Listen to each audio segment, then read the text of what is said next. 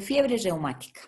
La fiebre reumática es una complicación en realidad de la presencia o la infección de un estreptococo a nivel amigdalar maltratado, ¿no? Entonces la vamos a definir como una enfermedad inflamatoria asociada a la infección de la faringe causada por el estreptococo beta hemolítico del grupo A o estreptococo piógenes.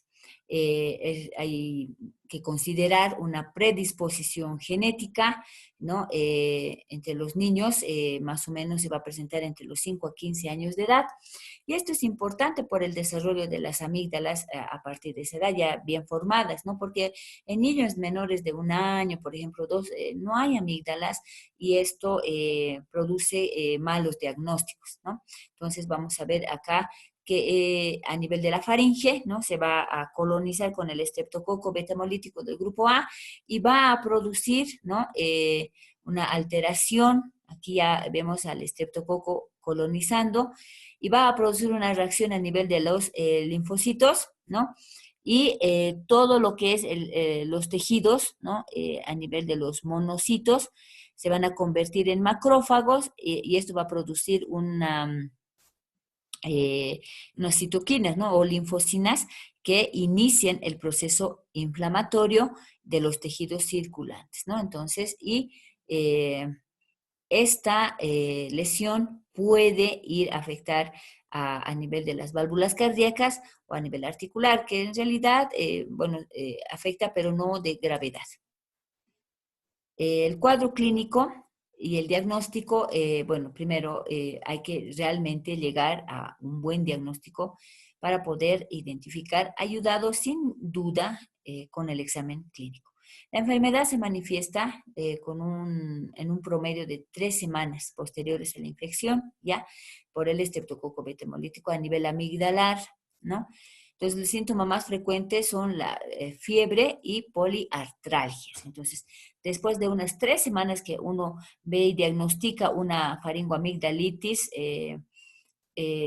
estreptocócica, si no ha recibido la niña o el niño penicilina, entonces puede que haya una complicación que es la fiebre reumática y se va a manifestar con fiebre y poliartralgias. El diagnóstico se basa en los criterios modificados de Jones, que vamos a verlo ahora. Miren, estos criterios son muy importantes que nosotros podamos manejarlos para el diagnóstico preciso, pero nunca nos vamos a olvidar que en medicina hay excepciones que hay que considerarlas, ¿ya? Por ejemplo, cuando no van a ser utilizados los criterios de Jones, en 3 circunstancias, ¿no? Uno es en el paciente debuta con coria o Sydenham, la coria de Sydenham. Entonces ya directamente uno va y va a diagnosticar, ¿no? La historia de carditis crónica y pacientes con cuadros recurrentes de fiebre reumática. Muy bien, tenemos que dominar estos criterios de Jones, ¿no? Mayores y menores, ¿no? Los mayores son la poliartritis, carditis, la coria, el eritema marginado y los nódulos subcutáneos. Los menores es la fiebre, la artralgia, ¿no? Fiebre reumática previa, ¿no? Una velocidad la proteína C reactiva positiva y la presencia de prolongación del PR en un electrocardiograma, ¿no? Que nos van a dar datos menores. El diagnóstico se hace si hay 2 criterios mayores y dos criterios mayores o 1 mayor y 2 menores, ¿no? Junto con alguna evidencia de infección de estreptococo para poder identificar al germen. Los criterios mayores, por ejemplo, como la carditis, nosotros tenemos que ver, ¿no? Para poder realmente decir que es un criterio mayor. Entonces, la complicación más grave puede ser leve o fulminante. La endocarditis, ¿no? Que produce valvulitis, es el hallazgo universal. Puede haber una pericarditis o una miocarditis, eso es variable. Pero lo que no va a fallar es el hallazgo de una pericarditis. La válvula mitral es la más afectada, ¿no? Y a veces la aórtica, pero la mitral es la de excelencia, ¿no? Para una fiebre reumática. El soplo de Carey, ¿no? COMS, aparece durante la fase aguda por afectación de la válvula mitral. Nosotros vamos a encontrar un soplo mesodiastólico en el ápex en el momento del examen clínico, ¿ya? Esto es importante. El otro criterio mayor es una poliartritis, está presente en un 75% de los pacientes y va a afectar a grandes articulaciones, es importante, como rodilla, tobillo, cadera, muñeca, codos y hombros, ¿ya? El dato también es importante que es migratoria y es asimétrica, ¿no? Para poder diferenciarla de una artritis reumatoidea juvenil. Asimétrica, articulaciones grandes, ¿no? No pequeñas, no pequeñas. A rodilla, cadera, hombro, tobillo. Asimétrica y migratoria. ¿Eso qué quiere decir? Que un día le dolerá la rodilla, estará inflamada, al día siguiente le dolerá el tobillo, ¿no? Migratoria. La articulación está caliente, eritematosa, hiperémica y con dolor. Como ustedes pueden ver, es marcada el eritema y el edema.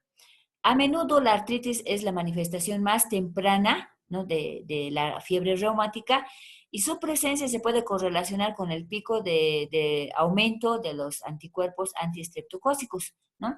Y en ese momento se debe descontinuar los salicilatos. Entonces, recapitulando, dolor en articulaciones grandes, migratoria y asimétrica. En ese momento nosotros tenemos que sospechar de una artritis reumatoidea con un antecedente de infección estreptocócica. La corea de Sydenham no es muy frecuente, sin embargo se presenta en un 10 a 15% de los pacientes. Con frecuencia, ¿no? Se va a presentar con un desorden neurológico rápido, súbito y aislado con la labilidad emocional y la falta de coordinación, bajo rendimiento escolar, movimientos descoordinados, que eso tiene que ser bilateral, ¿no?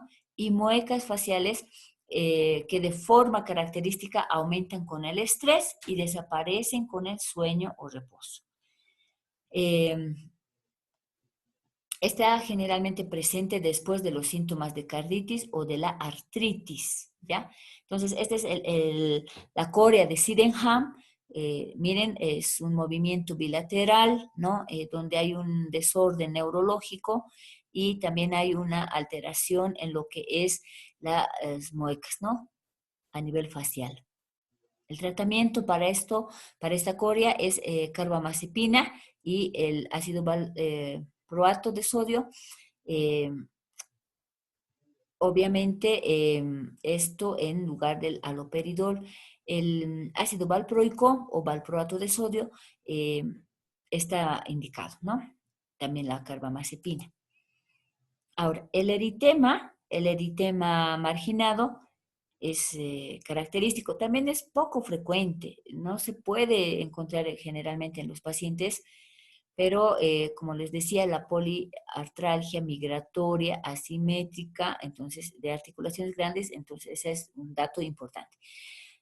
Manifestación inusual, menos del 3%, pero característica de la fiebre reumática aguda, ¿no? Consiste en lesiones eritematosas, miren, serpentiginosas, ¿no? Miren, y maculares, con centro pálido. Esto es dato importante para ver, hemos visto en otra presentación las enfermedades exantematosas. Sin embargo, esta es característica, miren, vuelvo a repetir, es serpentigenosa, eritematosa y con palidez, en esta lesión se puede ver mejor, con palidez central. Miren, en esta lesión también aquí está el eritema, pero la palidez central, que no produce prurito, otra característica, ¿no? Y casi siempre es en el tronco y las extremidades. No compromete la cara y se acentúa con elevadas temperaturas. Entonces, nosotros, como hemos dicho, va a tener fiebre, pero las lesiones dérmicas, miren, son características, ¿no? Máculas con un centro pálido, serpentiginosas, no pruriginosas, ¿no? Entonces, vamos a poder ver. Como les digo, es poco frecuente, pero debemos conocerlo. Los nódulos subcutáneos de igual forma, ¿no? Más raros todavía. Sin embargo, bueno, ¿no? Ocurren los casos severos, menos del 1% presentes, y consisten en nódulos firmes y alrededor de 1 centímetro de diámetro, localizado a lo largo de las superficies extensoras, ¿no? De tendones y próximos a prominencias óseas, como aquí vemos, miren, en el codo, ¿no? Se asocia con la enfermedad reumática cardíaca, ¿ya? Estos son los nódulos, también poco frecuentes. Los criterios menores, como les decía, las artralgias, fiebre alta, elevación de los reactantes de fase aguda y el intervalo PR prolongado en el electrocardiograma, nosotros debemos saberlo, considerarlo, ¿no? Para poder determinar el diagnóstico preciso. Se debe hacer un diagnóstico diferencial, por ejemplo, con una colagenopatía, como les estaba mencionando, de una artritis reumatoide juvenil, una artritis gonocócica o una neoplasia, ¿no? Entonces, una artritis reactiva causada por salmonella o shigella o yersinia. Cuando la carditis es la única manifestación clínica presente, se deberá sospechar en miocarditis viral, pericarditis viral o en una enfermedad de Kawasaki. Cuando solo esto es. ¿Por qué? Porque como hemos visto, tiene que ser preciso, asociado. Es un análisis mental que nosotros tenemos que hacer para poder llegar al diagnóstico y determinar muy bien el diagnóstico diferencial. Las complicaciones de una fiebre reumática es la corea, la artralgia resuelve totalmente. Hay un dicho muy común, ¿no? Que dice que la fiebre reumática lame la articulación y muerde al corazón. Entonces, ¿qué quiere decir eso? Que aunque veamos una articulación totalmente edematizada, eritematosa, dolorosa, que parece una gran manifestación clínica, va a ser pasajera y sin secuelas. Sin embargo, a nivel cardíaco va a producir una complicación crónica, ¿no? Entonces puede producir una valvulopatía a nivel de la válvula mitral, y obviamente eso puede llevar a una insuficiencia cardíaca y a la muerte, ¿no? A largo plazo. Por eso no tenemos que olvidar que la fiebre reumática, su mayor complicación es a nivel del corazón. El tratamiento está a base de la penicilina benzatínica intramuscular. ¿Por qué? Porque hemos dicho que está ocasionada desde un principio por la presencia del estreptococo beta hemolítico, ¿no? Entonces debemos ir a atacar esa bacteria. La benzatínica la vamos a dar a 0,6 a 1,2 millones de unidades internacionales. Y si va a ser vía oral, ¿no? La penicilina B o la eritromicina por 10 casos en caso de alergia a la penicilina. Se va a utilizar la aspirina, 100 miligramos kilogramo día, dividido en 4 tomas por 3 a 5 días. Seguida de una dosis menor de 75 miligramos kilogramo día en 4 tomas por espacio de hasta 4 semanas, es decir, un mes. Se va a usar corticoide.